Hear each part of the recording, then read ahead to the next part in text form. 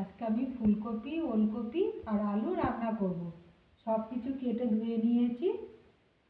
এবার আমি গ্যাসটা জ্বেলে নেব। গ্যাস জ্বালিয়ে কড়া বসিয়ে দিয়েছি আর কড়াতে জল দিয়ে দিয়েছি। আমি এইগুলো দিয়ে ভাপিয়ে নেব।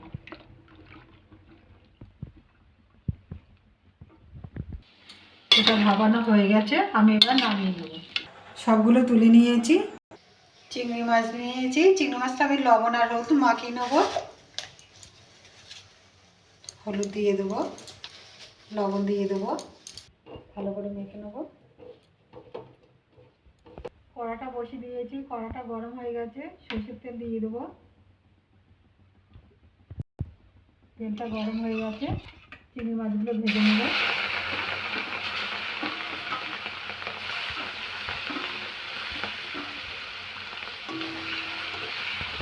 চিংড়ি মাছটা ভাজা হয়ে গেছে, আমি এবার তুলে নেবো। চিংড়ি মাছগুলো সব তুলে নিয়েছি। ওই তেলে আমি গোটা জিরে দিয়ে দেবো। জিরেটা ভাজা হয়ে গেছে, আমি এবার পেঁয়াজ দিয়ে দেবো। পেঁয়াজটা একটু ভেজে নেবো। একটা তেজপাতা দিয়ে দেবো। একটা ভাজা হয়ে গেছে, আমি এগুলো দিয়ে দেবো।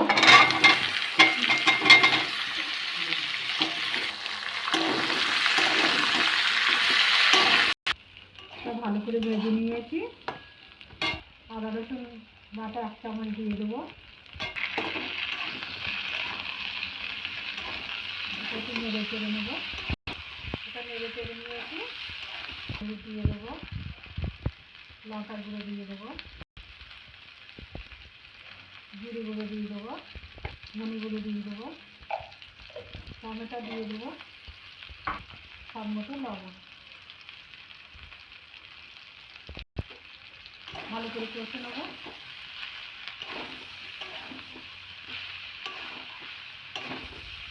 সামান্য একটু জল দিয়ে দেবো, দিয়ে ভালো করে কষে নেবো।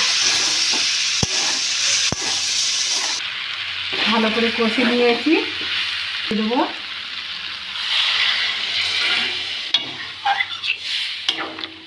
দশ মিনিট ঢাকা দিয়ে রাখবো। 10 মিনিট আমার হয়ে গেছে। আলুগুলো সব সিদ্ধ হয়ে গেছে। আলু, ওলকপি, চিংড়ি মাছগুলো সব দিয়ে দেবো।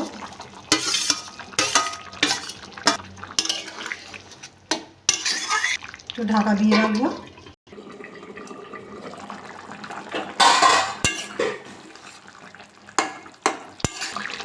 তরকারিটা হয়ে গেছে, আমি এবার ধনে পাতা দিয়ে দেবো।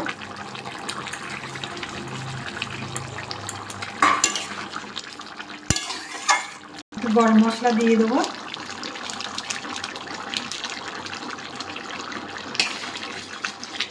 তরকারিটা নামিয়ে নেব।